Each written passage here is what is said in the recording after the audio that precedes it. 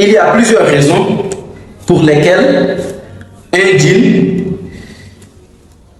il passe sa vie à poursuivre un humain. Donc, il y a plusieurs raisons à cela. Mais la raison la plus fréquente est la sorcellerie. Il y a 3 possibilités. Le djinn, il peut être à l'intérieur du corps de la personne, comme il peut être à l'extérieur de son corps. Il se peut aussi que le djinn, il entre et il ressort du corps à sa guise. Quand il est à l'intérieur de son corps, il arrive qu'il prenne possession de la personne, il arrive qu'il possède la personne et il s'exprime à travers sa bouche, à travers sa langue. Et il arrive aussi qu'il contrôle le mental de la personne. Il parle à sa place, c'est-à-dire à la place de la personne à travers sa langue. Cela peut être permanent, périodique ou tout simplement occasionnel. Bon, la raison la plus fréquente, c'est par la sorcellerie.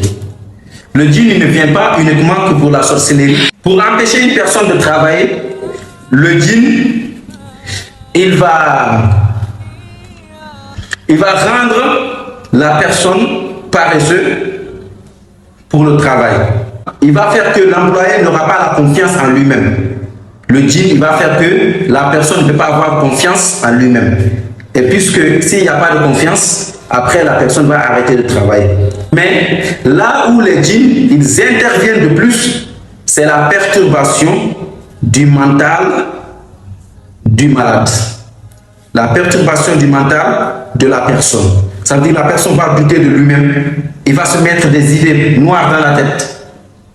Il va perdre les pédales. Voilà pourquoi la plupart des gens qui viennent ici se soigner chez nous, ici à Bargny, la plupart de ces gens-là, ils ont des problèmes psychologiques. Parce que le djinn, il va trouver quelque chose qui est là, dans le mental, qui était dans le passé, et que quand la personne pense à ça, le djinn, il va appuyer sur ça, et ça va créer des pensées noires.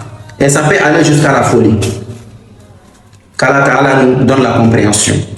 Voilà, dans notre traitement, ils nous appellent pour nous dire vraiment qu'ils ont des problèmes mentaux. Chaque fois, ils se fâchent.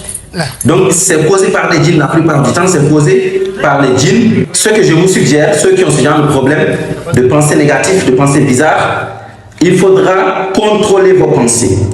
Il faut que vous sachiez 2 choses. Une bonne pensée, ça vient de vous. Mais une mauvaise pensée, ça vient de l'extérieur, du diable, de Shaitan. Donc, il va dominer la personne mentalement. Comme ça, la personne ne va pas se rétablir dans son traitement. Donc, on a eu beaucoup de cas ici qui sont venus dans notre centre, qui ont des problèmes psychologiques, des pensées bizarres, des pensées négatives. Donc, en même temps, on soigne la personne contre les djinns. Et en même temps, on fait la psychothérapie à la personne. Parce qu'il y a des problèmes qui sont liés au mental. Qu'Allah nous donne la compréhension. Ceci est le monde des djinns. Et Inch'Allah Ta'ala, on va rentrer dans les détails pour vous expliquer ce que c'est que le monde des djinns, comment ils vivent. Inch'Allah, on va rentrer jusqu'à la profondeur des choses, Inch'Allah. Qu'Allah Ta'ala nous facilite. Wassalam.